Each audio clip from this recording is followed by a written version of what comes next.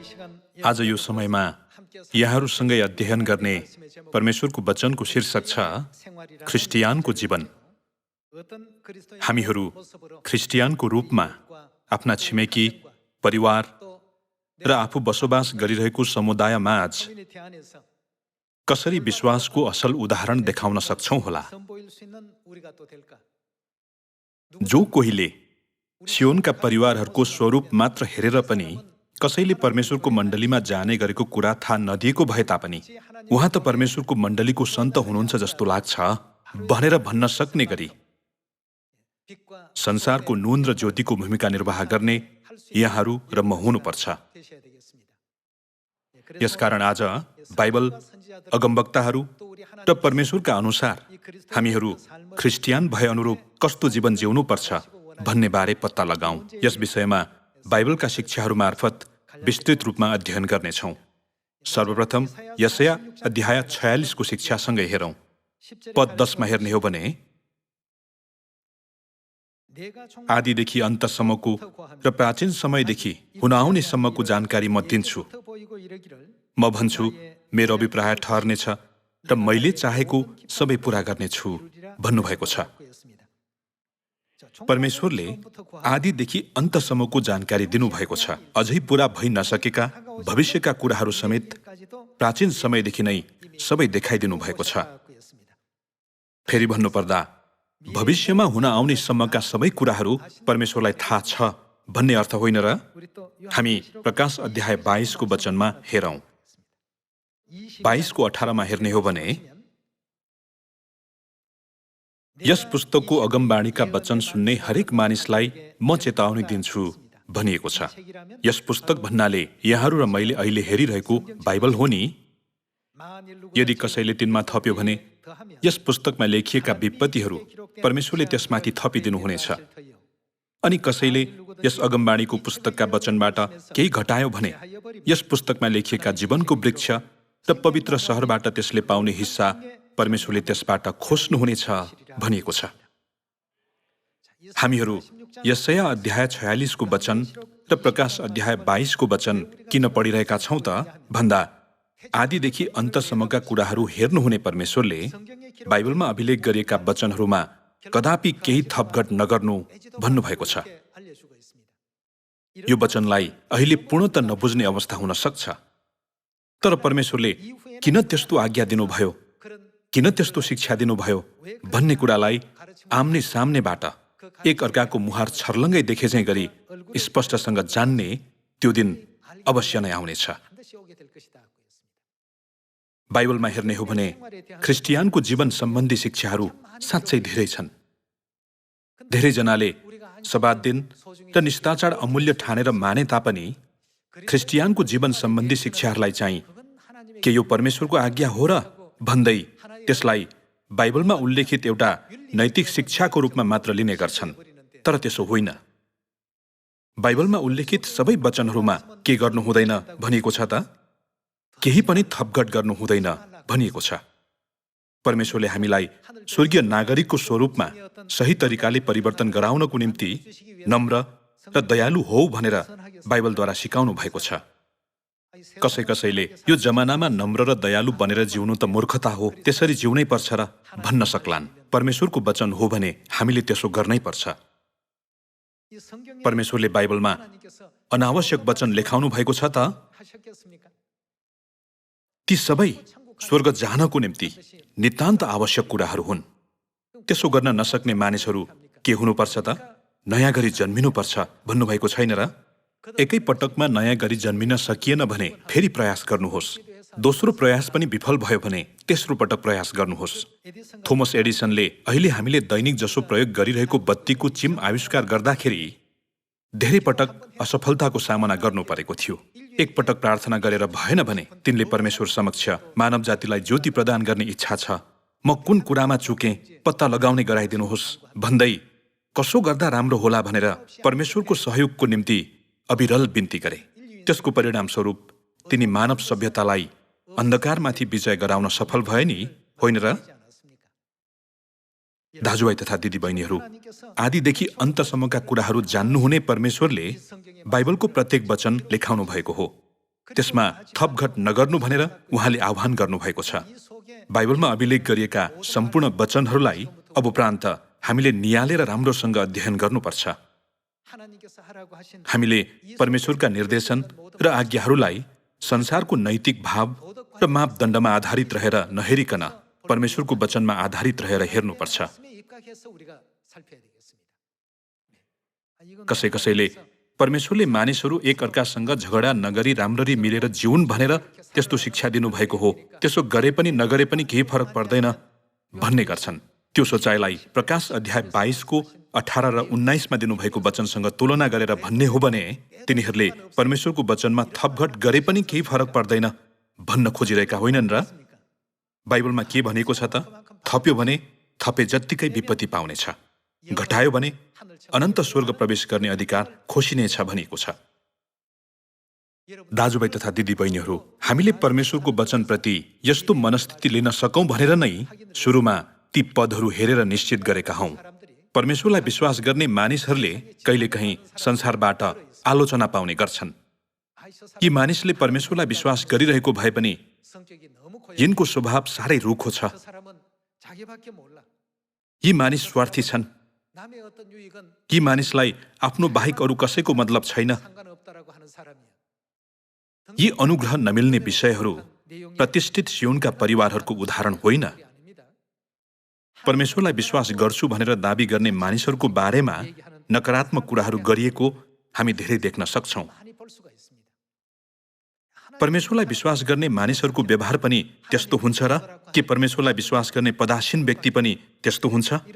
यस्ता नाना थरीका कुराहरू सुन्दै पछि त्यो अरू कसैको बारेमा भनिएको भए पनि मलाई अलि असहज महसुस हुन्छ। हाम्रा सियोनका परिवारहरू चाहिँ यस्तो अवस्थामा कदापि पर्नु हुँदैन। आफूमा कुनै सांसारिक स्वभाव छ भने त्यसलाई स्वर्गीय स्वभावमा परिवर्तन गराउन सक्ने यहाँहरू र म हुनुपर्छ। मत्ती अध्याय 5 एकपटक पल्टाउँ, 5:13। तिमीहरू पृथ्वीका नुन हौ, तर नुनको स्वाद गयो भने त्यो केले फेरि नुनिलो पारिने र? त्यो त बाहिर फालिन र मानिसका खुट्टाले कुल्चन बाहेक अरू केही कामको हुँदैन। तिमीहरू संसारका ज्योति हौ, डाँडामा बसालिएको सहर लुक्न सक्दैन। मानिसहरूले बत्ती बालेर पाथीले त छोप्दैनन्, तर सामदानमा राख्दछन् र घरमा हुने सबैको निम्ति त्यसले उज्यालो दिन्छ। यसरी नै तिमीहरूको ज्योति मानिसहरूका सामुन्ने चम्कोस् र तिनीहरूले तिमीहरूका के देखुन् भनिएको छ त? तिमीहरूको सुकर्म देखुन् र स्वर्गमा हुनुहुने तिमीहरूका पिताको महिमा गरून्। यी वचनहरूमा थपघट गर्न सकिन्छ कि सकिँदैन त? सकिँदैन। यो वचन चाहिँ आफैले जानेर ठिक्क जति गर्यो भने हुँदैन भनेर नसोचिकन परमेश्वरको अनुग्रहात्मक शिक्षालाई जस्ताको तस्तै पछ्याउने हामीहरू हुनुपर्छ।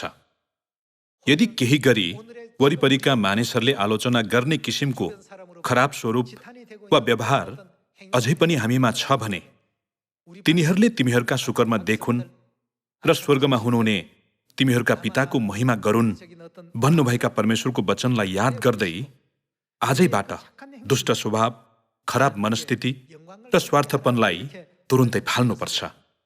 परमेश्वरका मानिसको रूपमा एक गर्दै नयाँ गरी जन्मिएर परिपक्व बन्ने यहाँहरू र म हुनुपर्छ। तीतस अध्याय 2 पल्टाउँ।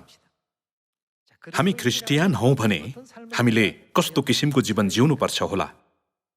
कसैले हामीलाई परमेश्वरलाई विश्वास गर्ने भए पनि विश्वास नगर्ने जस्तै देखिन्छ भन्छ भने हाम्रो व्यवहारले परमेश्वरको अनादर हुने परिणाम निम्त्याउँछ। अध्याय 2:7 हेरौँ। सबै कुरामा असल कामको नमुना भई तिमीले आफूलाई देखाऊ र तिम्रो शिक्षामा इमानदारी, गम्भीरता र कसैले निन्दा गर्न नपाउने ठिक बोली होस्, ताकि हाम्रा विरुद्धमा खराबी बोल्ने कुरा केही नभएकोले हाम्रो विरोधी शर्ममा परोस्। कमाराहरूलाई पनि आफ्ना मालिकको बसमा रहिकन हरेक कुरामा आफ्ना मालिकहरूलाई सन्तुष्ट तुल्याउने आदेश देऊ र तिनीहरू मुख लाग्ने नहोउन्। मुख लाग्नु भनेकै विरोध गर्नु हो। त्यसरी मुख लाग्नुभन्दा बरु बुद्धिमानीपूर्वक बोल्ने तरिका खोज्नुपर्छ। यहाँ कमाराहरू भनिए तापनि अहिलेको यस वर्तमान युग चाहिँ कमाराहरू खासै नभएको त्यस्तो युग हो। तर कार्यस्थल वा कुनै सङ्गठनमा गयो भने त्यहाँ एक अर्कामा उच्च वा निम्न पद भन्ने हुन्छ नि। यो पक्षबाट हेर्दाखेरि आफूभन्दा उच्च पदको व्यक्तिले अराएको काम यदि कुनै खराबीमा संलग्न हुने विषय अथवा परमेश्वरको इच्छा विपरीत जाने कुरा होइन भने मुख नलागिकन कृपया खुसीसाथ मानिदिनुहोला। पद 10 मा तिनीहरूले चोरी नगरून् भनिएको छ। यो पनि बाइबलमा परमेश्वरले हामी ख्रिस्टियनहरूलाई दिनुभएको शिक्षा हो। तिनीहरूले चोरी नगरून् तर पूर्ण रूपमा विश्वासयोग्य होउन्। यसरी हरेक कुरामा तिनीहरूले हाम्रा मुक्तिदाता परमेश्वरका धार्मिक सिद्धान्तको के गरून् त शोभा बढाउन् भनिएको छ। यसो गर्यौं भने मानिसहरूले यस्तो जीवन जिउनेहरूलाई नै परमेश्वरका साँचो विश्वासीहरू भन्न सकिन्छ। यिनीहरू विश्वासयोग्य र भरपर्दा छन् भनेर सोच्नेछन्। बाइबलमा हामीलाई असल उदाहरणहरू देखाउन सिकाइएको छ। पद 11 मा किनकि सबै मानिसहरूका मुक्तिको निम्ति परमेश्वरको अनुग्रह प्रकट भएको छ, जसले हामीलाई भक्तिहीनता र सांसारिक तृष्णाहरू त्याग्न र संसारमा संयमी, सोझो र भक्त भएर जीवनयापन गर्न तालिम दिन्छ भनिएको छ। परमेश्वरले हामीलाई यो संसारमा त्यसरी जिउन भन्नुको पछाडि निश्चय नै कारण छ। बिना कारण परमेश्वरले त्यसो गर्न भन्नुहुन्न। त्यो हाम्रो मुक्तिसँग सम्बन्धित कार्य नहुँदो हो त उहाँले हामीलाई त्यसो गर्न भन्नुहुने थिएन। बाइबलका 66 वटा पुस्तकहरूमा उल्लेखित वचनहरूमा एउटा पनि थप्नु हुँदैन र त्यसबाट एउटा पनि घटाउनु हुँदैन। हामीलाई त्यसरी जिउन भन्नुभएको छ भने त्यसरी नै जिउने हामीहरू हुनुपर्छ। आज पर्यन्त हामीहरू सांसारिक तरिकाले जिरहेका छौं भने पनि यो क्षणमा हामीले परमेश्वरको वचन सिकेकाले, थाहा पाएकाले आजैबाट परमेश्वरको वचनलाई व्यवहारमा लागू गर्ने यहाँहरू र म हुनु परेन र? पद 13 मा हेरौं। र हाम्रो धन्यको आशा हाम्रा महान परमेश्वर र मुक्तिदाता येशू ख्रिस्टका महिमाको आगमनको हामी प्रतीक्षा गर्दछौं। ख्रिस्टले हामीलाई सबै अधर्मबाट मोल तिरेर उद्धार गर्नुभयो। सुकर्ममा जोसिलो भएको आफ्नै निम्ति एक विशेष जाति शुद्ध पार्नलाई आफूलाई दिइहाल्नुभयो भनिएको छ। परमेश्वरका एक विशेष जाति शुद्ध पार्नलाई यी सबै शिक्षाका वचनहरू दिनुभएको हो भनिएको छ। दाजुभाइ तथा दिदीबहिनीहरू, यहाँहरू र म पनि परमेश्वरका जाति होइनौं र परमेश्वरका सन्तानहरू नै परमेश्वरका जाति हुन्। परमेश्वरले हामीलाई आफ्ना साँचो जाति बनाउनको निम्ति यी शिक्षाहरू दिनुभएको हो। त्यसो भए हामी सन्तानहरू र यी शिक्षा अनुसार नजिउने संसारका सबै मानिसहरू बीच भिन्नता हुनुपर्छ। कसैले यो संसारमा नैतिकता अनुसार सही तरिकाले जिउने मानिसहरूले परमेश्वरलाई विश्वास नगरे पनि हुँदैन र भनेर सोध्न सक्लान्। परमेश्वरले सत्यताभित्र रहेका आफ्ना प्रजालाई यो संसारमा जिउँदाखेरि कस्तो तरिकाले जिउनु पर्छ भनेर जिउने तरिका बोध गराइदिनु भएको छ। इस्राएलीहरूलाई कनानको भूमिमा प्रवेश गर्नु अघिसम्म उजाड स्थानको बाटो हिँड्नु परेको थियो। त्यो उजाड स्थानमा उनीहरूले 40 वर्षको लामो समय बिताए। त्यो समयावधिभित्र परमेश्वरले उनीहरूलाई आज्ञाहरू थाहा दिनुभयो, सब्बात दिनको महत्त्व बोध गराइदिनुभयो अनि उहाँको वचनमा आज्ञाकारी भएर जिउने तरिका पनि सिकाइदिनुभयो। परमेश्वरले त्यसो गर्नुको कारण चाहिँ कनानको भूमिमा प्रवेश गरेपछि इस्राएलीहरूको भलो होस् भनेर थियो। हिजो आज यस पृथ्वीमा जिउने क्रममा छिमेकका मानिसहरू अलि कठोर छन्, दुष्ट र खराब छन्। उनीहरू आफ्नो मात्र ख्याल गर्ने स्वार्थी प्रवृत्तिका छन्। मैले पनि उनीहरूले जस्तै गर्दा हुन्छ कि भन्ने सोचाइ आउन सक्ला। संसारका मानिसहरू संसारका हुन्, तर हामी स्वर्गीय मानिसहरू चाहिँ परमेश्वरको शिक्षा अनुसार जिउनुपर्छ। परमेश्वरले हामीलाई संसारको नुन र ज्योति बन्न आह्वान गर्नुभएको छ। ज्योतिको भूमिका भनेको अन्धकार हटाउनु हो अनि कुनै कुरालाई सड्नबाट जोगाउनको निम्ति प्रयोग गरिने ओखती नै नुन हो। परमेश्वरले यो अशुद्ध संसारलाई शुद्ध गराउने कार्य हामी सियोनका सन्तानहरू मार्फत पूरा गर्न चाहनुहुन्छ। यसै कारण हामीले ख्रिस्टियन भए अनुरूप त्यस्तो जीवन अनिवार्य जिउनुपर्छ। उक्त कुरालाई यहाँहरू र मैले हृदयमा खोप्न सक्ने यो समय बनोस् भन्ने चाहन्छु। हामीले परमेश्वरका आज्ञा र नियमहरू बारे धेरै सिकेको भए पनि एफिसी अध्याय 4 मा उल्लेखित ख्रिस्टियानको जीवन सम्बन्धी वचनहरू कृपया पढ्नुहोला। परमेश्वरले हाम्रो मुक्तिको निम्ति दिनुभएका सम्पूर्ण विषयहरू धेरै पटक अध्ययन गरेको भए तापनि, ती विषयहरू बाइबलमा भए तापनि कसैले बाइबल चाहिँ मानव जातिलाई यो संसारमा जिउन सिकाउने एउटा निर्देशिका मात्र हो, त्यो हाम्रो मुक्तिसँग सम्बन्धित छ र भन्ने गर्छन्। त्यो आधारहीन कुरा हो। बाइबलको 66वटा पुस्तकहरूका सबै विषयहरू हाम्रो मुक्तिसँग सम्बन्धित छन्।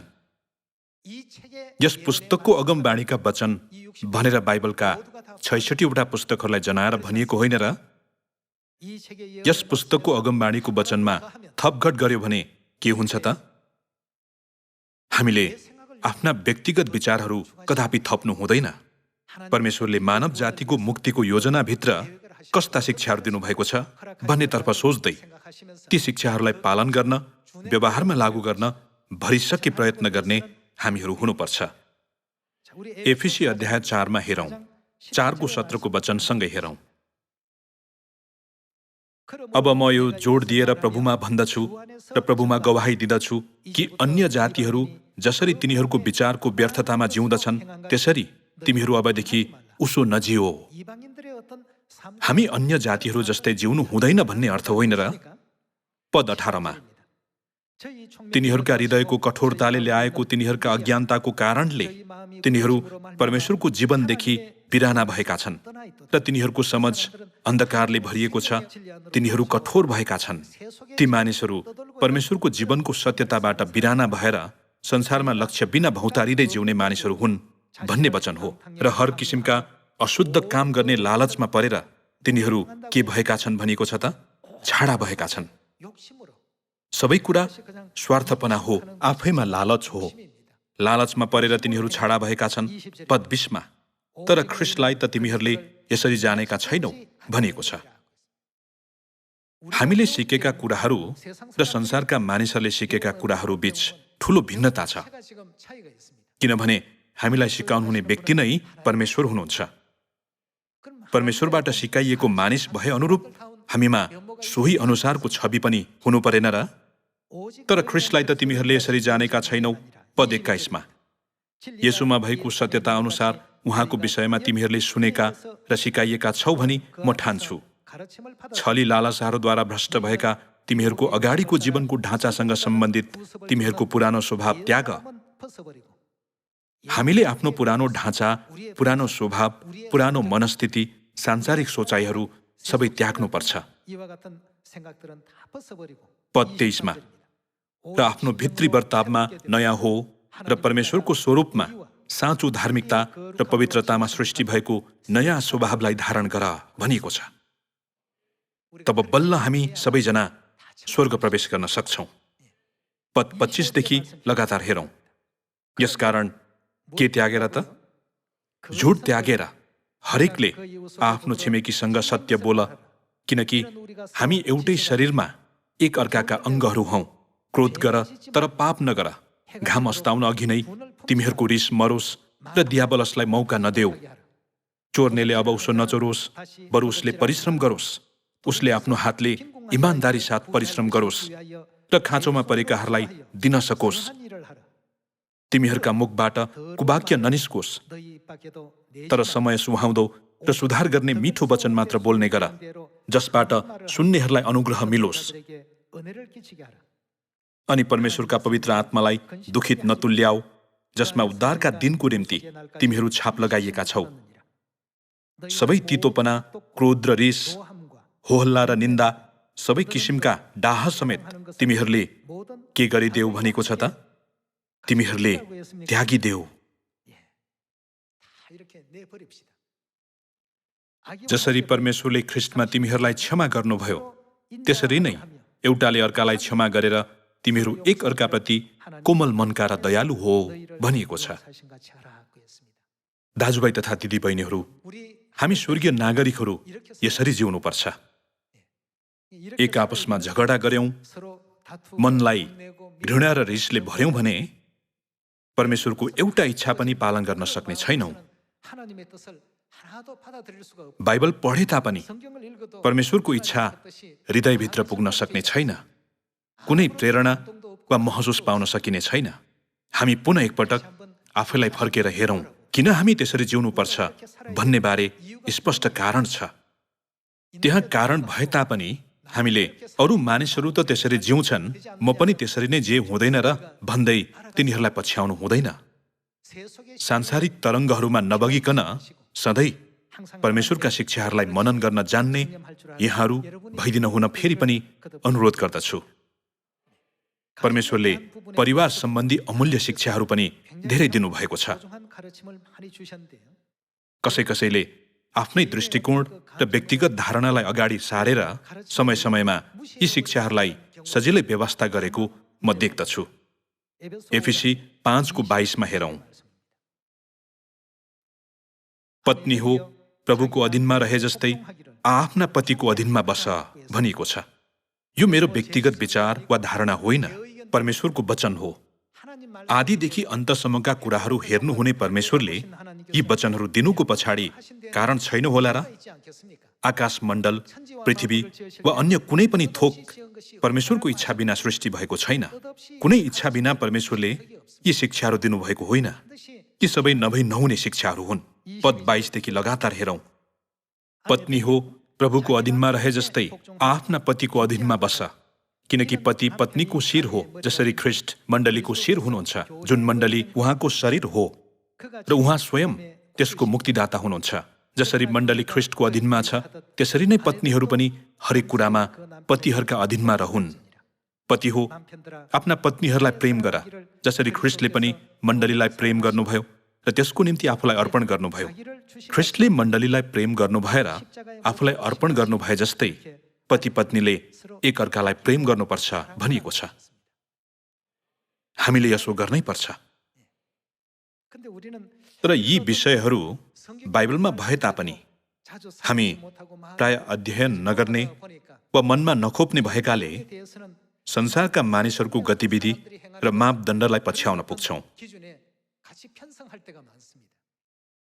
पारिवारिक जीवन र सामाजिक जीवन पनि सधैँ परमेश्वरको शिक्षा अनुसार जिउन जान्ने यहाँहरू र म हुनुपर्छ नि, होइन र? बाइबलमा पत्नीलाई पतिको अधीनमा बस्नुपर्छ अनि पतिले पत्नीलाई प्रेम गर्नुपर्छ भनिएको छ। ख्रिस्टले मण्डलीलाई प्रेम गर्नु भएर आफूलाई क्रुसमा अर्पण गर्न समेत पछि नहट्नु भए जस्तै पति पत्नीले मेलमिलापमा रहेर एक अर्कालाई प्रेम गर्नुपर्छ भनिएको छ। पद 26 हेरौँ।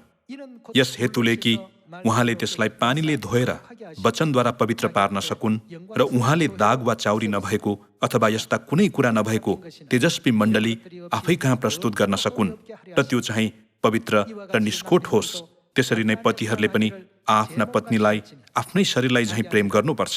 आफ्नी पत्नीलाई प्रेम गर्नेले आफैलाई प्रेम गर्छ, किनकि कुनै मानिसले कहिल्यै आफ्नो शरीरलाई घृणा गर्दैन, तर त्यसको कदर गरेर पालन पोषण गर्दछ, जसरी ख्रिस्टले पनि आफ्नो मण्डलीको निम्ति गर्नुहुन्छ, किनभने हामी उहाँका के हौँ त? शरीरको अङ्ग हौँ। यसकारण मानिसले आफ्ना आमा बुबालाई छोडेर आफ्नी पत्नीसँग मिलिरहन्छ र ती दुवै एउटै शरीर हुनेछन्। यो एउटा गम्भीर रहस्य हो अनि यो कुरा म ख्रिस्ट र मण्डलीको सम्बन्धमा बोल्दछु। जे भए पनि तिमीहरू हरेकले आफ्नी पत्नीलाई आफैलाई झैँ प्रेम गर र पत्नीले पनि आफ्ना पतिको के गरोस् त? आदर गरोस् भनेको छ। पतिले परिपक्व जवान छँदा पुरै परिवारको निम्ति कडा परिश्रम गरेको कुरालाई अवकाश पाएपछि चाहिँ व्यवस्था गर्नु हुँदैन। अवकाश पाएपछि कस्तो व्यवहार गर्नुपर्छ त? पुरै परिवारको पालन पोषणमा तपाईले धेरै परिश्रम गर्नुभएको छ। अब सँगै परमेश्वरलाई विश्वास गरेर बाँकी जीवन राम्ररी जियौँ भन्नुपर्छ। विगतमा पति दिनभरिको कामबाट घर फर्किँदाखेरि ओहो धेरै परिश्रम गर्नुभयो भन्दै स्वागत गरिन्थ्यो। तर अब चाहिँ उमेर ढल्केर अवकाश पाए भन्दैमा पतिप्रति खराब व्यवहार गर्नु हुँदैन। अवकाश अघि होस् वा अवकाश पछि पति पत्नीले एकअर्कालाई समान व्यवहार गर्नुपर्छ। परमेश्वरले बाइबलमा किन यस्तो शिक्षा दिनुभएको होला? पुनः एकपटक सोचौँ। संसारका मानिसहरू जस्तै जिउने होइन कि आफ्नो जीवन स्तरलाई परमेश्वरको वचनमा आधारित गराएर जिउने यहाँहरू र म जसरी पनि हौँ भनी फेरि एकपटक अनुरोध गर्दछु। अध्याय 6 देखि लगातार हेर्ने हो भने परमेश्वरले छोरा छोरीहरू र बुबा आमाको विषयमा दिनुभएको वचन छ। एफिसी 6:1 मा हेरौं। छोरा छोरी हो, प्रभुमा आफ्ना आमा बुबाको आज्ञा पालन गर, किनकि यो उचित हो। प्रभुमा आज्ञा पालन गर भन्नाले विश्वासभित्र एक अर्काप्रति आज्ञाकारी जीवन जियो भन्ने अर्थ हो। पद 2 मा हेर्ने हो भने आफ्ना बुबा र आमाको के गर? मान गर, जो प्रतिज्ञा सहितको पहिलो आज्ञा हो, कि तिमीहरूलाई भलो होस् र पृथ्वीमा तिमीहरू दीर्घायु हो। बुबा हो, आफ्ना छोरा छोरीलाई रिस नउठाओ, तर तिनीहरूलाई प्रभुको अनुशासन र शिक्षामा हुर्काओ। कमारा हो, डर र कम्पसाथ साँचो हृदयले ख्रिस्टलाई गरे झैं यस संसारका तिमीहरूका मालिकहरूको आज्ञा पालन गर। मानिसहरूलाई खुसी पार्नेले झैं आँखाको अघि मात्र देखावटी काम नगर। काम गर्दाखेरि पनि आँखाको अघि देखाउने हिसाबले काम नगर, तर ख्रिस्टका दासहरू झैं साँचो हृदयले परमेश्वरको इच्छा पूरा गर। मानिसहरूका निम्ति होइन, तर प्रभुको निम्ति जस्तै गरी सदिच्छाले सेवा गर। परमेश्वरले यी सबै शिक्षाहरू दिनुभएको भए पनि हामीहरू त्यसलाई व्यवस्था गर्न पुग्छौं। यस संसारमा पनि काम चलाउ हिसाबले ठिक्कको काम मात्र गर्ने गर्यो भने एक्लो भइन्छ। दाजुभाइ तथा दिदी बहिनीहरू, हामी जस्तो सुकै संगठन वा समाजमा भए पनि हामीले सधैँ परमेश्वरको सन्तानको स्वरूप प्रकट गर्नुपर्छ नि। नुनले नुनिलो स्वाद गुमाउनु हुँदैन। नुनमा नुनिलो स्वाद भएमा मात्र त्यसले सड्न नदिने ओखतीको भूमिका निर्वाह गर्न सक्छ नि, होइन र? यसै कारण परमेश्वरले हामीलाई संसारको नुन र ज्योति हो भन्नुभएको हो। भौतिक संसारमा होस् अथवा आत्मिक संसारमा हामीहरू संसारको नुन र ज्योतिको भूमिका निर्वाह गर्ने परमेश्वरका सन्तानहरू हुन सकौं भन्ने चाहन्छु। पद 7 देखि लगातार हेरौं। मानिसहरूका निम्ति होइन, तर प्रभुको निम्ति जस्तै गरी सदिच्छाले सेवा गर, यो जानेर कि चाहे त्यो कमारा होस् चाहे फुक्का, जसले असल काम गर्दछ त्यसले प्रभुबाट सोही बमोजिम पाउनेछ। मालिक हो, आफ्ना कमाराहरूसँग त्यस्तै व्यवहार गर र धम्की दिन छोड, यो जानेर कि तिमीहरू दुवैका मालिक स्वर्गमा हुनुहुन्छ र उहाँमा पक्षपात छैन भनिएको छ। अहिले कमाराहरू त्यति नहुने भएकोले यसलाई उच्च पदको मानिस र निम्न पदको मानिस बीचको सम्बन्धको रूपमा हेर्न सकिन्छ। यदि यहाँहरू यस्तो सम्बन्धमा हुनुहुन्छ भने पनि अरूलाई राम्रो देखाउने हिसाबले मात्र काम गर्ने होइन कि परमेश्वरको काम गरे जस्तै गरी गरिदिनुहोला। संसारमा हामी जस्तो सुकै मालिकहरूको मातहतमा काम गरिरहेको भए पनि परमेश्वरले हामी सियोनका सन्तानहरूलाई सदिच्छाले परिश्रम साथ काम गर्न सिकाउनु भएको छ। कसैले यो कुराले म स्वर्ग जाने कुरालाई निर्धारण गर्छ र त्यसो गर्न मन छैन भने नगर्दा नि हुँदैन र भनेर सोध्ने गर्छन्। यदि कसैले त्यसरी सोधेका भए येशूज्यूले यस्तो जवाब दिनुहुने थियो। मत्ती 5:20 मा हेरौं। किनभने म तिमीहरूलाई भन्दछु, तिमीहरूको धार्मिकता शास्त्री र फरिसीहरूको भन्दा बढी भएन भने तिमीहरू कुनै रीतिले के गर्ने छैनौ त? कुनै रीतिले स्वर्गको राज्यमा प्रवेश गर्ने छैनौ। यहाँ हामीले ध्यान दिनुपर्ने महत्त्वपूर्ण शब्द छ। त्यो के हो त? कुनै रीतिले भन्ने शब्द हो। यहाँ तिमीहरूको धार्मिकता शास्त्री र फरिसीहरूको भन्दा बढी भएन भने तिमीहरू कुनै रीतिले स्वर्गको राज्यमा प्रवेश गर्ने छैनौ भन्नुभएको छ। दाजुभाइ तथा दिदी बहिनीहरू, यी सबै विषयहरूलाई त्यत्तिकै हेरेर हामीहरू यी सबै परमेश्वरले असल मानिस बनाउनको लागि सामाजिक र नैतिक स्तरबाट दिनुभएका शिक्षाहरू होइनन् र त्यसो गरे पनि हुन्छ नगरे पनि हुन्छ नि भन्छौं भने कुनै रीतिले हुँदैन। तिमीहरू कुनै रीतिले स्वर्गको राज्यमा प्रवेश गर्ने छैनौ भन्ने वचन चाहिँ मेरो व्यक्तिगत विचार वा धारणा नभएर परमेश्वरले सबै मानव जातिलाई सिधै दिनुभएको शिक्षा हो। यसकारण जीवनका सबै गतिविधि र लक्ष्यलाई स्वर्गमा राखेर त्यसतर्फ अघि बढ्दै जिउने हामीहरू सबैजना हुन सकौं भन्ने चाहन्छु।